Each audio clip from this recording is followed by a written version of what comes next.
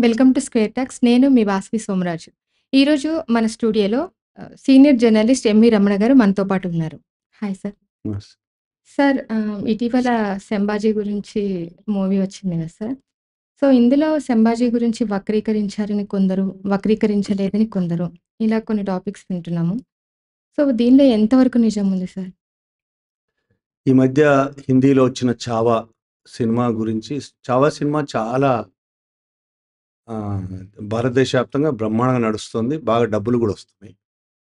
'Chhaava' cinema మీద చాలా చర్చ గూడా నడుస్తోంది. ముఖ్యంగా సోషల్ మీడియాలో. కొంతమంది బయట గూడా సీరియస్‌గానే మాట్లాడుతున్నారు. 'శంభాజీకి' మొఘలులకు జరిగిన ఘర్షణ గాని, 'శంభాజీ' మొఘలులకు, ముస్లింలకు వ్యతిరేకంగా పనిచేశాడని గాని, ఈ ఈ యాంగిల్‌లో సినిమా తీశారు. దాన్ని వ్యతిరేకించే వాళ్ళు అసలు 'శంభాజీయే' గాదు, ఆయన తండ్రి 'శివాజీ' గూడా ముస్లిం వ్యతిరేకి కాదు. అన్ని మతాలని వాళ్ళు సమానంగా చూశారని ఒక చర్చ. ఈ చర్చ చాలా కాలంగా ఉంది. ఇది కొత్త చర్చ గాదు గానీ, ఈ విధంగా సినిమా తీయడం అనేది ఇదే ఫస్ట్ టైం గూడా కాదు. సినిమాలు అనేక రకాలుంటాయి. ప్రచార సినిమాలు, వినోదాత్మక సినిమాలు, డబ్బుల కోసమే తీసే సినిమాలు. 'చావా' లాంటివి, 'కేరళ ఫైల్స్' లాంటి సినిమాలు. ఇలాంటి కొన్ని సినిమాలు ఈ మధ్య కాలంలో 2014 తర్వాత 'ఎమర్జెన్సీ' అనే సినిమా ఈ మధ్య ఒకటి. ఇవి రాజకీయ ప్రచార సినిమాలు. నిజం చెప్పాలంటే ఇది సినిమా వినోదం కోసం తీసింది కాదు. రాజకీయంగా ఒక భావజాలాన్ని ప్రచారం చేయడం కోసం మాత్రమే తీసిన సినిమా. ఇది చారిత్రక సినిమా అంటున్నారు గానీ పచ్చి అబద్ధం. చారిత్రక సినిమా కాదు.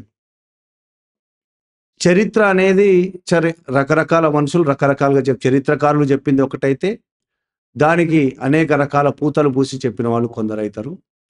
ఆ విధంగా సినిమాలను ఈ విధంగా ప్రచారం కోసం, రాజకీయ ప్రచారం కోసం ఈ మధ్య కాలంలో వాడుకోవడం చాలా ఎక్కువైంది. బాలీవుడ్ వాళ్ళు, మిగతా ఫీల్డ్ వాళ్ళు కూడా, అంటే టాలీవుడ్ లాంటి మిగతా భాషల్లో సినిమాలు కూడా ఈ మధ్య కాలంలో డబ్బులు సంపాదించడం కోసం భావజాలాన్ని, ఒక రకమైన భావజాలాన్ని రెచ్చగొట్టి సినిమాలు తీస్తూ డబ్బులు సంపాదించే పనిలో పడ్డారు బాగా. ముఖ్యంగా మత భావజాలాన్ని రెచ్చగొట్టడం వల్ల ఎక్కువ మందిని ఆకర్షించొచ్చు. బీజేపీ అధికారంలోకి వచ్చిన తర్వాత అది చాలా ఎక్కువైంది. 2014 ముందు కూడా ఇలాంటిది లేదంటే ఉంది. 2014 ముందు కూడా హిందువులను రెచ్చగొట్టి అటువంటి సినిమాలు తీసి డబ్బులు సంపాదించడం. ఆ తర్వాత కాలంలో మరీ ఎక్కువైంది. పర్టికులర్గా ఇప్పుడు బీజేపీని గెలిపించడం కోసమే, బీజేపీ ఆర్ఎస్ఎస్ భావజాలాన్ని ప్రచారం చేయడం కోసం ఇలాంటి సినిమాలు తీస్తున్నారు. అయితే ఇది మొదటిసారి కాదు. శివాజీని కానీ, శివాజీ ఫ్యామిలీ, శంభాజీ ఇతరులను కానీ ముస్లిం వ్యతిరేకులుగా చిత్రీకరించడం అనేది స్వతంత్ర కాలంలోనే మొదలైంది. లోకమాన్య తిలక్ అని మనం చెప్పుకుంటాం. ఆయన లోకమాన్యమా కాదా తెలియదు కానీ, బాలగంగాధర్ తిలక్ అప్పుడే హిందుత్వను స్వతంత్ర పోరాటంలో భాగంగా, స్వతంత్ర పోరాటం కోసం హిందుత్వను, మతాన్ని వాడుకోవడం అనేది మొదలుపెట్టాడు. అందులో భాగంగా ఆయన శివాజీ అనే ఒక రాజుని ముస్లింలకు వ్యతిరేకిగా చిత్రీకరించి ప్రచారం చేయడం తిలక్ మొదలుపెట్టాడు. ఆ విధంగా తమకు అనుకూలంగా చరిత్రను మార్చుకోవడం అనేది ఒక భారతదేశంలో కాదు, ప్రపంచవ్యాప్తంగా ఒక రకమైన భావజాలానికి సంబంధించి, రాజకీయాలకు సంబంధించిన వాళ్ళు చేస్తూనే ఉన్నారు. అందులో భాగంగా ఈ 'చావా' సినిమా వచ్చింది. నిజంగా 'చావా' సినిమా చెప్పినట్టు శంభాజీ ముస్లింల వ్యతిరేక, వాళ్ళు ప్రచారం చేస్తున్నాడు. శంభాజీ తండ్రి శివాజీ కూడా ముస్లిం వ్యతిరేక అనేది మనం చరిత్రలోకి వెళ్ళి చూడాల్సిన అవసరం ఉంది. మళ్ళీ చరిత్ర అంటే కూడా ఆర్ఎస్ఎస్ వాళ్ళు చెప్పే చరిత్ర ఒకటి ఉంటుంది. ఇప్పుడు రామ్ పునియా అనే ఒక చరిత్రకారుడు ఉన్నాడు మహారాష్ట్ర. అతను చెప్పే చరిత్ర ఇంకో రకంగా ఉంటుంది. అతను శివాజీ చరిత్ర మీద, శివాజీ గురించి చాలా అథెంటిక్, చాలా అద్భుతమైన పుస్తకాలు రాశాడు. ఇప్పటికీ రామ్ పునియా అని యూట్యూబ్లో కొడితే ఆయన స్పీచ్లు చాలా వస్తాయి. ఆయన చాలా వివరంగా చెప్పాడు. శివాజీ ఎన్నడూ ముస్లిం వ్యతిరేకంగా ఒక్క పని కూడా చేయలేదు. మొఘళ్ళ కోసం అక్కడున్న హిందూ రాజులు, సామంతులైన హిందూ రాజులు మొఘళ్ళ కోసం పనిచేశారు తప్ప అక్కడ ముస్లింలు కాబట్టి వాళ్ళకు వ్యతిరేకంగా పని చేయలేదు. శివాజీని చంపడానికి ప్రయత్నించింది హిందూ రాజు. దాన్ని ఏ విధంగా అర్థం చేసుకోవాలి మనం? అంటే కావాలని ఒక రాజకీయ ప్రచారం చేయడం కోసం, తమ రాజకీయాల్లో పబ్బం గలుపుకొని ప్రజలు నమ్మించడం కోసం ప్రచారం చేయడం తప్ప, ఇందులో నిజాలు ఏమీ లేవు. ఇక 'శంభాజీ' విషయానికొస్తే, 'చావా' సినిమా విషయానికొచ్చినా కూడా సేమ్ ఇదే విధంగా జరిగింది. ఇంకా 'శంభాజీ' మీద అనేక కథలున్నాయి. మనం వికీపీడియా 'శంభాజీ' వికీపీడియా ఓపెన్ చేస్తే, శంభాజీకి వ్యతిరేకమైన కథనాలు వినిపిస్తాయి. ఆయన ముస్లిం వ్యతిరేకి అనేది పక్కన పెట్టండి. ముస్లిం వ్యతిరేకి అనే కథ కంటే కూడా ఆయన చాలా దురలవాట్లు గల మనిషి. శివాజీ రాజుగా ఉన్నప్పుడే శంభాజీ చాలా దురలవాట్లున్నాయి. విలాస పురుషుడు, బాధ్యతారాహిత్యంగా ఉండేవాడు. అంతేకాదు చాలా దుర్మార్గాలు చేశాడు. అనేక మంది భార్యలను లాక్కొచ్చాడు, బలవంతంగా లాక్కొచ్చాడు, తన దగ్గర పెట్టుకున్నాడు అనే ఆరోపణలు ఉన్నాయి. అందుకోసమే శంభాజీని ఏ విధంగా ఖైదు చేసి లోపలేయాలని శివాజీ నిర్ణయించుకున్నాడు. ఆ నిర్ణయం తెలిసి శంభాజీ పారిపోయాడు. పారిపోయి ఏం చేశాడు? మొఘలుల దగ్గర ఉన్నాడు, మొఘలుల రక్షణలో శంభాజీ ఉన్నాడు అనేది ఒక కథనం వికీపీడియాలో ఉంది. అది ఒక కథనం కూడా వినిపిస్తుంది. అంటే శంభాజీ మొఘలుల దగ్గర రక్షణ పొందిన శంభాజీ ముస్లింలకు వ్యతిరేకం ఎలా అయ్యాడు? వీళ్ళు శంభాజీ ముస్లిం వ్యతిరేకి, మొఘళ్ళు ఈయనను చంపడానికి కృషి చేసి ప్రయత్నించారని చెప్పారు కదా. ఎట్లా శంభాజీ ముస్లిం వ్యతిరేక అయ్యాడు? శంభాజీని అడ్డు పెట్టుకొని శివాజీని చంపడానికి, శివాజీని ఓడించడానికి మొఘళ్ళు చాలా ప్రయత్నాలు చేశారు. శివాజీ చనిపోయాడని తెలిసిన తర్వాత శంభాజీ మళ్ళీ తన రాజ్యానికి వచ్చాడు, మళ్ళీ రాజ్యాధికారం చేపట్టాడు. తర్వాత ఆయన దగ్గర కూడా ముస్లింలు, హిందువులు అన్ని రకాల వాళ్ళు ఉన్నారు. ఇంత చెప్తున్న వీళ్ళు శివాజీ మా హిందూ మతం కోసం చాలా సేవలు చేశాడు, ఆయన జీవితం అంతా హిందూ మతం కోసమే చేశాడని చెప్తున్నారు కదా. శివాజీ రాజు అయినప్పుడు, ఆయన పట్టాభిషేకం జరిగినప్పుడు, అప్పటి ఆచారాల ప్రకారం పట్టాభిషేకం బ్రాహ్మణ పండితులు చేయించాలి. ఒక్క బ్రాహ్మణ పండితుడు కూడా రాలేదు. ఎందుకు రాలేదు?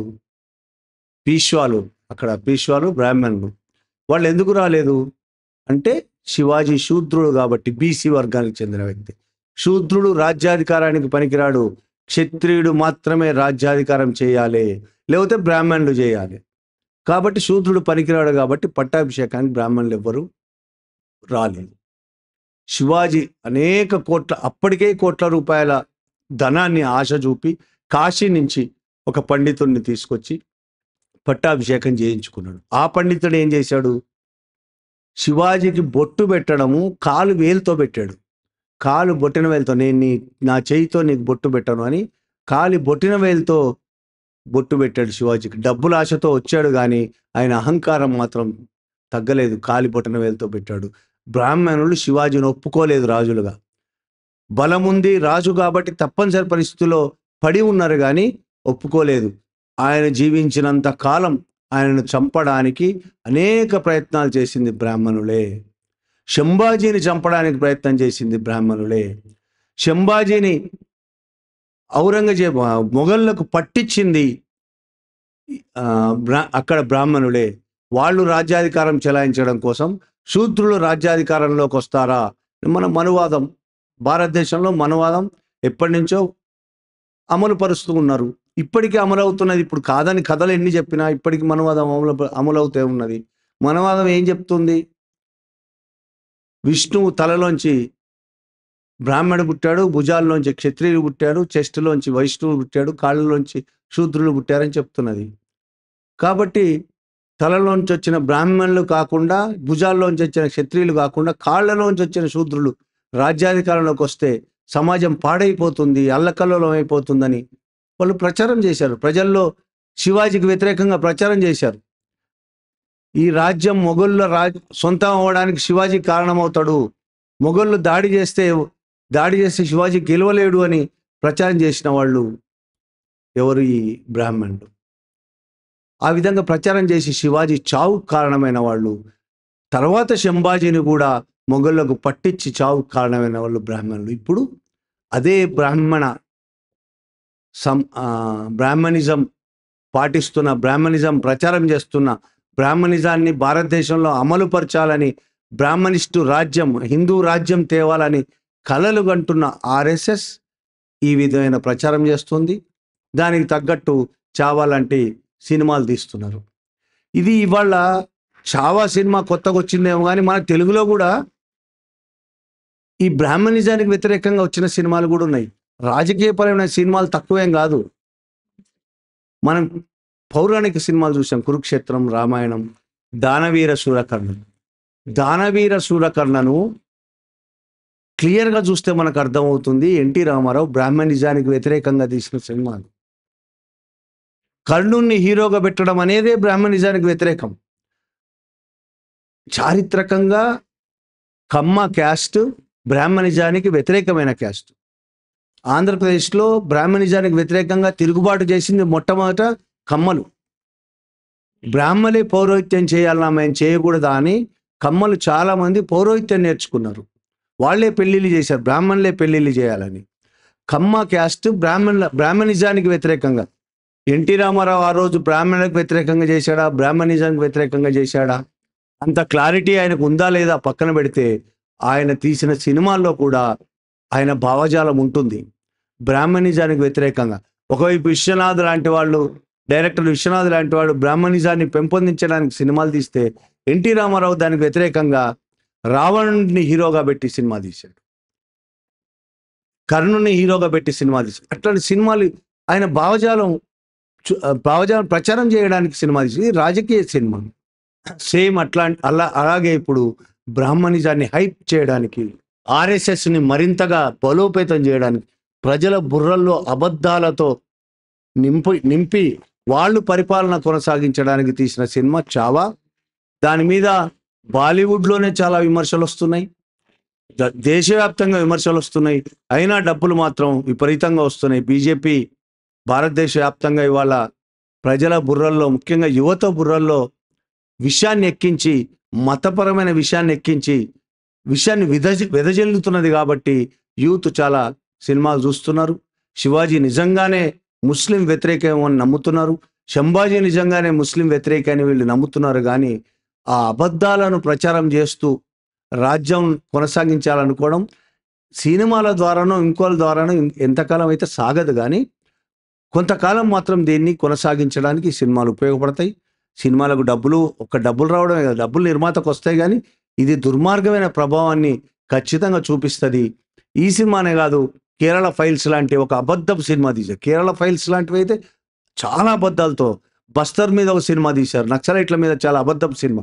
ఈ విధంగా అబద్ధపు సినిమాలు తీసి ప్రచారం చేయడం అనేది ఆర్ఎస్ఎస్ భావజాలంలో ఒక భాగం. అబద్ధాలు ప్రచారం చేయడం అనేది మొదటి నుంచి వస్తుంది. ఇది హిట్లర్ కాలం నుంచి, ప్రపంచంలో హిట్లర్ కాలం నుంచి ఉంది. గోబెల్స్ అనే వ్యక్తి ఒక అబద్ధాన్ని పదే పదే పదే పదే ప్రచారం చేయడం వల్ల నిజమని నమ్ముతారు ప్రజలు అనేది ఆయన ఒక సిద్ధాంతంగానే తయారు చేశాడు. ఆ సిద్ధాంతాన్ని ఆర్ఎస్ఎస్ కూడా హిట్లర్ సేనని నాజీలు అంటారు, నాజీల బాటలో నడుద్దామనుకుంటుంది. హిట్లర్ అంటే వీళ్ళకి చాలా ప్రేమ, నాజీ సిద్ధాంతం అన్న విపరీతమైన ప్రేమ వీళ్ళకి. కాబట్టి వాళ్ళ ప్రచారంలో గోబెల్స్ ప్రచారంలో భాగంగా వీళ్ళు కూడా అదే ప్రచారాన్ని భారతదేశంలో కూడా అమలు చేస్తూ తమ పబ్బం గడుపుకోవడానికి కృషి చేస్తున్నారు. అందులో భాగంగానే చావా సినిమా. శంభాజీకి బ్రాహ్మణులే వ్యతిరేకంగా ఉన్నారని చెప్పన్నారు కదా సార్. అంటే నాకు చిన్న సందేహం వచ్చింది. నేను విన్న వార్తలనమాట. శంభాజీ మొఘల్ సామ్రాజ్యంలోకి అక్కడికి వెళ్ళిపోయిన తర్వాత అసలు ముస్లిం వ్యతిరేక ఎందుకయ్యారు అనేది నాకు తెలిసిన విషయం. మొఘలులకి దగ్గరికి చేరిన తర్వాత అక్కడ బ్రాహ్మణులని, మెయిన్ హిందువులకి వ్యతిరేకంగా వాళ్ళు చేస్తున్న చిత్రహింసలు, హిందువులని తీసుకెళ్ళిపోయి అక్కడ చిత్రహింసలు పెట్టడం, మెయిన్ అక్కడున్న బ్రాహ్మణులని వాళ్ళని చాలా చిత్రహింసలకు గురి చేయటం, ఇది చూసి శంభాజీ ముస్లిమ్స్‌కి వ్యతిరేక అయ్యాడు అని చెప్పి నాకు తెలిసింది సార్.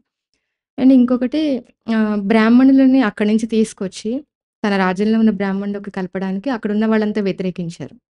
ఇది శివాజీ మహారాజ్ ఆయన రాజ్యంలో. ఎందుకంటే ఒకసారి మొఘలులోకి వెళ్ళిపోయిన బ్రాహ్మణులు చిత్రహింసలకు గురైనా కూడా వాళ్ళు అపవిత్రం అయిపోయారు అని చెప్పి చాలామంది బ్రాహ్మణులు వ్యతిరేకించారు. అందులోకి వెళ్ళిన బ్రాహ్మణుల్ని రిటర్న్ తీసుకురావడానికి వ్యతిరేకించారు. అయినా సరే ఆయన తీసుకొచ్చి మళ్ళీ వాళ్ళకి అంతా మళ్ళీ పౌరోహిత్యం అంతా మొత్తం పట్టభద్రం అంతా ఇచ్చి మళ్ళీ తన రాజ్యంలోకి కలిపాడు అని చెప్పి అందుకని బ్రాహ్మణులు ఏమైనా వ్యతిరేకమయ్యారా శంభాజీ? అట్లా కాదు. బ్రాహ్మణులు శంభాజీకి వ్యతిరేకం అనేది ఆయన శూద్రుడని. శంభాజీ శూద్రుడు కాబట్టి రాజ్యాధికారంలోకి రావడానికి, రాజు అవ్వడానికి వీల్లేదు అని. ఇంకోటి మీరు ఇప్పుడు చెప్పిన కథ ఏదైతే ఉందో, ఇలాంటి రకరకాల కథలు చరిత్ర పేరుతో ప్రచారం అవుతాయి. చావా ఒకటైతే, చావా ఒక రకమైన ప్రచారం అయితే, దానికి పూర్తి విరుద్ధమైన ప్రచారం ఇంకోటి అవుతుంది. అలాగే మొఘళ్ళు హిందువులని, బ్రాహ్మణులని హింసలు పెట్టారనే ప్రచారం ఏదైతే ఉందో, అదే విధంగా ఆ రోజుల్లో హిందూ రాజులు ముస్లింలను హింసలు పెట్టారా? దాన్ని కూడా మనం నమ్మొచ్చా? ఆ రోజు హిందూ రాజులు కూడా ఉన్నారు. వాళ్ళు ముస్లిం హింసలు పెట్టారు, మొఘళ్ళు హిందువుల హింసలు పెట్టి. ఇదేనా మనం చరిత్ర మనకు చెప్తున్నది? నిజానికి మొఘళ్ళైన అక్బర్ అనేక హిందూ దేవాలయాలను కట్టించాడని చరిత్ర చెప్తున్నది మనకి. ఢిల్లీలో దేవాలయాలను కట్టించింది కూడా అక్బరే. మరి దానికి ఆ ప్రశ్నకి ఏం జవాబు చెప్తాం మనం? అవి చరిత్రలో అలా జరిగినవన్నీ చూపించట్లేదు కదా సార్. చరిత్ర అంటే అదే అంటున్నా, చరిత్ర ఒక్కొక్కళ్ళు ఒక్కొక్క రకంగా అర్థం చేసుకుంటున్నారు. ఏ రాజు కూడా మతం కోసం పరిపాలించలేదు. హిందూ రాజైనా ముస్లిం రాజైనా వాళ్ళ రాజ్యాన్ని పెంపొందించుకోవడం కోసం, వాళ్ళ ఆదాయాలు పెంపొందించుకోవడం కోసం ఇతర రాజ్యాల మీద దాడులు చేశారు, ఆదాయాలు కొల్లగొట్టారు. వాళ్ళ వ్యక్తిగత కక్షలు అంటే అమ్మాయిల మీద దాడులు చేయడం, లేడీస్ని ఎత్తుకురావడం, అట్లాంటి హిందూ రాజులు చేశారు, ముస్లిం రాజులు చేశారు. ఇవి వ్యక్తిగతమైనవి. కొన్ని అయితే వాళ్ళ ఆస్తులు అంటే రాజ్యంలో ఆస్తులు సంపాదించడం కోసం కొల్లగొట్టడం, ఇతర రాజ్యాలను కబళించడం. ప్రపంచవ్యాప్తంగా జరిగినవి యుద్ధాలన్నీ రెండిటి ఆర్థిక పరమైనవే. ఏ యుద్ధమైనా మొదటి నుంచి ఈ రోజు వరకు దానికి కల్పనలే. మతము, కులము ఇవన్నీ కల్పనలే. గ్రామాల్లో కుల కొట్లాటలుగా మనం చూసేవన్నీ దాని వెనుక ఖచ్చితంగా ఆర్థిక కోణం ఉంటుంది. ఆర్థిక కొట్లాటల్ని మనం చాలా ఈజీగా కనిపించడం కోసం కుల కొట్లాటలు. అదేవిధంగా మతాన్ని, మొఘళ్ళు బ్రాహ్మణులను హింసలు చేశారని, లేదంటే హిందువులను హింసలు పెట్టారని. అలాగే హిందూ రాజులు ముస్లింలను హింసలు పెట్టరు. ఎందుకు హింసలు పెడతారు? ఒకవేళ పెడితే వీళ్ళకి వ్యతిరేకంగా తిరుగుబాటు చేస్తేనో, లేకపోతే వాళ్ళ దగ్గర బంగారము నిధులు ఉంటే అప్పుడు వాళ్ళకు వ్యతిరేకంగా రాజులు వాళ్ళని హింసలు పెడతారు. ఆ బంగారం దోచుకోవడం కోసం, ప్రజలను దోచుకోవడము ఒక్కటే.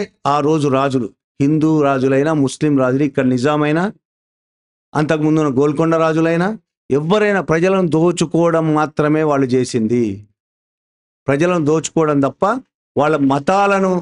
ఒకవేళ అదే నిజమైతే భారతదేశంలో ఈరోజు 150 కోట్లలో 20 కోట్ల మంది ముస్లింలు ఉండడానికి వీల్లేదు. 150 కోట్ల కనీసం 100 కోట్ల మంది ముస్లింలు ఉండాలి. ఎందుకంటే మతాలు మార్చేస్తారు వాళ్ళు. దాదాపు చాలా ఏళ్ళు 200 ఏళ్ళు బ్రిటిష్ వాళ్ళు పరిపాలిస్తే 500 ఏళ్ళు 600 ఏళ్ళు వాళ్ళే పరిపాలించారు మొఘళ్ళు. మరి మొత్తం మార్చిపడేయాలి. భారతదేశం మొత్తం హిందువులు ఉండొద్దు ఇప్పుడు. కానీ హిందువులే ఇప్పటికీ మెజారిటీ జనాభా ఉందంటే కారణం ఏంటి? వాళ్ళు మతాలు మార్చలేదు. వాళ్ళు దేవాలయాలు కూడా కట్టించారు, ప్రేమతో కట్టించలే. అక్బర్ కట్టించండి, ప్రేమతో కాదు. హిందువులకు దేవాలయాలు కట్టించడం వల్ల వాళ్ళు నా పరిపాలనలో గొడవ పెట్టకుండా, తిరుగుబాటు చేయకుండా ఉంటారు. ముస్లింలకు కూడా ఎందుకు కట్టించాడు? ముస్లింలు కూడా తిరుగుబాటు చేయకుండా ఉంటారు. ముస్లిం రాజుల మీద తిరుగుబాటు చేసిన చరిత్ర లేదా? మన హైదరాబాద్లో ఉంది. నిజాంకు వ్యతిరేకంగా తుర్రేబాజ్ ఖాన్ తిరుగుబాటు చేశాడు.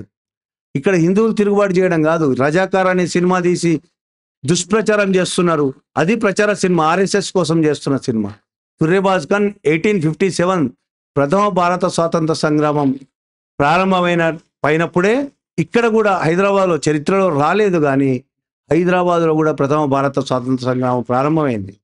నిజాం బ్రిటిష్ వాళ్ళతో ఒప్పందం చేసుకొని వాళ్ళకు సామంతుగా ఉండడానికి అంగీకరించి, ప్రతి సంవత్సరం కప్పం కట్టడానికి అంగీకరించడానికి వ్యతిరేకంగా మనం బ్రిటిష్ వాళ్లకు దాసులుగా ఉంటామా అని చెప్పి తుర్రేబాజ్ ఖాన్ నాయకత్వంలో సైన్యం తిరుగుబాటు చేసింది. ఆ తిరుగుబాటుని నిజాం రాజు అణిచేశాడు. ఆయనను ఉరిదీశాడు. కోటి బస్టాండ్, ఇవాళ కోటి బస్టాండ్లో గుర్తుంటుంది, ఉరిదీశాడు కోటి బస్టాండ్లో. అప్పుడున్న హిందూ వ్యాపారస్తులు మొత్తం తుర్రేబాజ్ ఖాన్ వైపు ఉన్నారు, తుర్రేబాజ్ ఖాన్కి సపోర్ట్ చేశారు. వాళ్ళు సపోర్ట్ చేసింది నిజాంకి వ్యతిరేకంగా కాదు, బ్రిటిష్కి వ్యతిరేకంగా. ఇవాళ మనం చెప్తున్న మొఘళ్ళు కానీ నిజాం కానీ వీళ్ళందరూ ఎక్కడి వాళ్ళు? ఇక్కడే పుట్టారు, ఇక్కడే పెరిగారు. వాళ్ళ మతము, వాళ్ళ భాష వేరు కావచ్చు. వాళ్ళ భాష తయారైంది, ఉర్దూ భాష ప్రపంచంలో ఎక్కడూ ఉండదనే విషయం చాలా మందికి తెలియదు ఇప్పటికీ.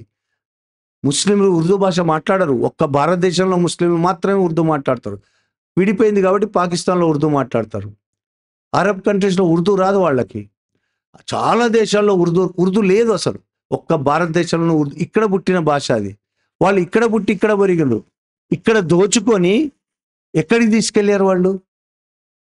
ఇక్కడ దోచుకొని ఇక్కడే పెట్టారు. బ్రిటిష్ వాళ్ళలాగా ఇక్కడ దోచుకొని వాళ్ళ దేశం తీసుకెళ్ళలే. వాళ్ళకి దేశమే లేదు, వాళ్ళ దేశమే ఇదైపోయింది. అంటే ముస్లింలు ఇక్కడి వాళ్ళు, హిందువులు ఇక్కడి వాళ్ళు. రాజులు వాళ్ళ స్వప్రయోజనాల కోసం కొట్టుకొని చచ్చారు. దానికి మనం ఇవాళ మతం రంగు పులమడానికి తహతహలాడుతున్నాం. ఎందుకు? మన రాజకీయ కారణాల కోసం.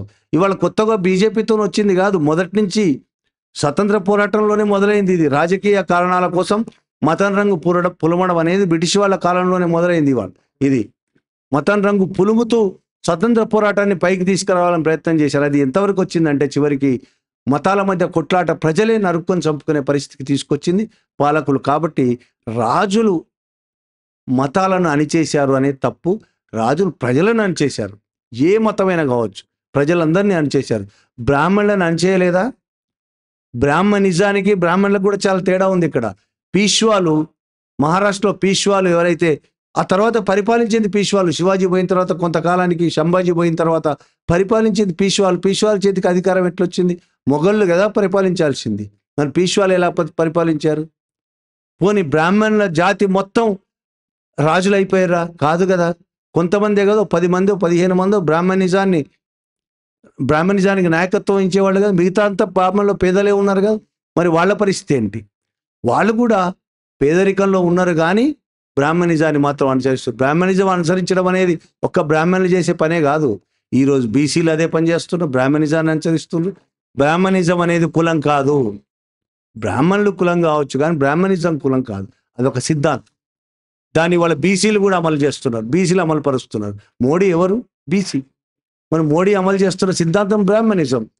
ఆర్ఎస్ఎస్లో అందరూ బ్రాహ్మణులే ఉన్నారా? కాదు, నాయకత్వం ఇస్తున్నది వాళ్ళు. అంటే బ్రాహ్మణిజాన్ని ఈ భారతదేశంలో అమలు చేయడం కోసం ఈ కులాలను మరింత, ఏదైతే మనవాదం చెప్తుందో ఆ కుల వ్యవస్థను పటిష్టం చేసి హిందూ రాష్ట్రం స్థాపించడం కోసం చేయాల్సిన ప్రణాళికలో ఛావా సినిమా కూడా ఒకటి. సంభాజీని, శివాజీని హిందూ మత ప్రతినిధులుగా చూపెట్టడం అనేది ఒక కుట్ర. ఇప్పుడు చావా సినిమా చూసుకున్నట్లయితే సార్, మొత్తం మతపరమైన సినిమాలానే కనిపిస్తుంది సార్. సో స్టోరీ ఎండింగ్ మొత్తం సారాంశం ఏంటి అంటే కేవలం హిందూ మతాన్ని గెలిపించడం కోసమే. హిందూ మతానికి అంత ప్రియారిటీ ఇచ్చాడు సంభాజీ. ఈరోజు ఇన్నాళ్ళు ఎవరు తెలియదు సంభాజీ అంటే ఎవరికి తెలియదు. శివాజీ మహారాజ్ అంటే మనం బుక్స్లో చదువుకున్నాం, స్టోరీస్లో తెలుసు. ఈ సంభాజీ గారిని తీసుకొచ్చి ఈ రోజున హిందూ మతానికి అంత స్పెషల్గా ఒక మతపరమైన సినిమా లాగా తీశారు అనిపిస్తుంది సార్ చూస్తుంటే. జనాలు కూడా చాలా ఎమోషన్ అవుతున్నారు. ఈరోజు మూవీ చూసి వచ్చిన ప్రతి వాళ్ళు కూడా నిజంగా చరిత్రలో ఇలాంటి వాళ్ళు ఉన్నారా హిందూ మతం కోసం.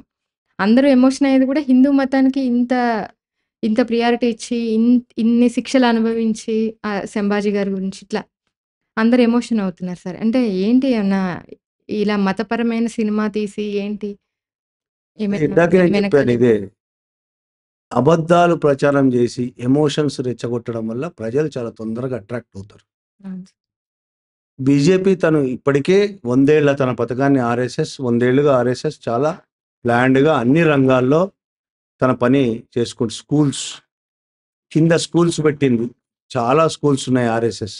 చాలామంది ఆర్ఎస్ఎస్ స్కూల్లో చదివిన వాళ్ళు ఆర్ఎస్ఎస్ భావజాలంతో ఉంటారు. స్కూల్స్ నుంచి మొదలు పెడితే అన్ని రంగాల్లో ఇప్పుడు ఆర్ఎస్ఎస్ భావజాలం. కోర్టుల్లో కూడా చివరికి మొన్న ఛత్తీస్గఢ్ కోర్టులో ఒక జడ్జి తీర్పిచ్చాడు.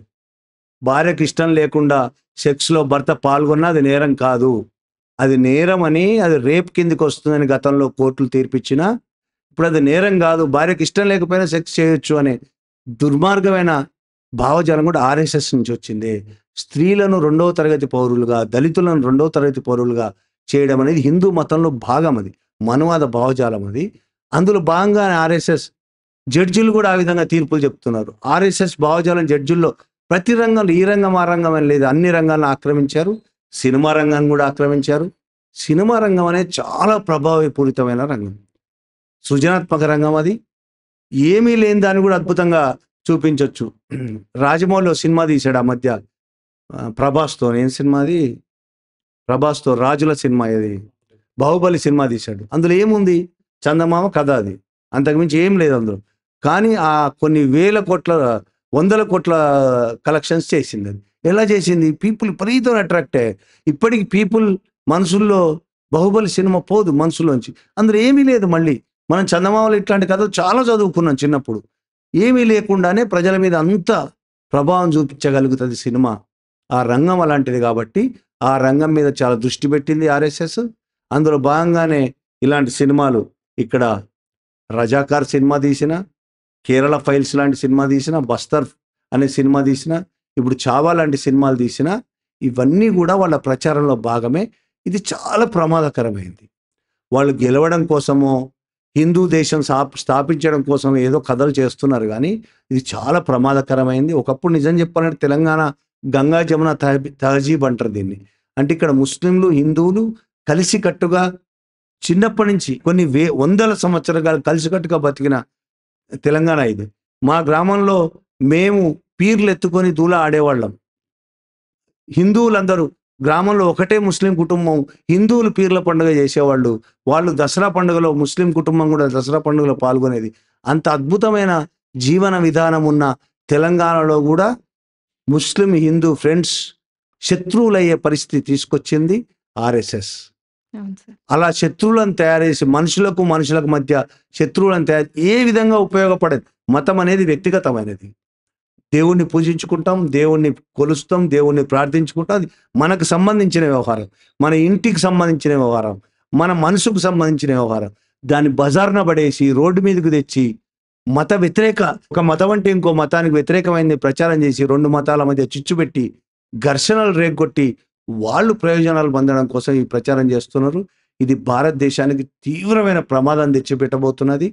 ఇది ఏ మతమైనా సరే, ఇప్పుడు ముస్లిమ్స్ ఆ విధంగా చేయరా? ముస్లిం చేసినా, హిందూస్ చేసినా, క్రిస్టియన్ చేసి ఏ మతం ఈ విధమైన పనులు చేసినా, ఏ మత నాయకులు ఈ విధంగా పనులు చేసినా ఆయా దేశాలు నాశనం అవడం ఖాయం. ఇవాళ మతరాజ్యంగా ఉన్న పాకిస్తాన్ ఎంత దుర్మార్గమైన పరిస్థితుల్లో ఉంది, ఎంత ఆర్థికంగా ఎంత దిగజారిపోయింది, పేదరికంలో ఉంది కనబడుతోంది. ఆ విధమైన పరిస్థితిని భారతదేశానికి కూడా తేదలుచుకున్నారు వీళ్ళు. తేదలుచుకున్నారంటే జరుగుతుంది. వీళ్ళు హిందూ రాజ్యంగా ప్రకటిస్తే, హిందూ రాజ్య పరిపాలన చేసి మనువాదమే మేము అమలు పరుస్తాం అనుకుంటే మరో పాకిస్తాన్లో తయారవుతుంది. ఇది అద్భుతమైన దేశంగా ఉంది. పాకిస్తాన్ ఎందుకు పనికిరాని పరిస్థితి వాళ్ళ భారతదేశంతో పోల్చుకుంటే అద్భుతమైన ఆర్థిక వ్యవస్థ ఉంది. బలమైన దేశంగా తయారైన దేశాన్ని ఎక్కడికి 15వ శతాబ్దంలోకి మళ్ళీ శైవులు వైష్ణవులు నరికి చంపుకున్న 14-15వ శతాబ్దంలోకి దీన్ని వెనక్కి మళ్లించదలుచుకున్న దేశాన్ని. అందులో భాగంగానే ఈ ప్రచారం మొదలుపెట్టారు. Thank you sir. చూశారు కదా, ఇలాంటి మరింత సమాచారంతో నెక్స్ట్ వీడియోలో మళ్ళీ కలుద్దాం. అంతవరకు సెలవు. బై.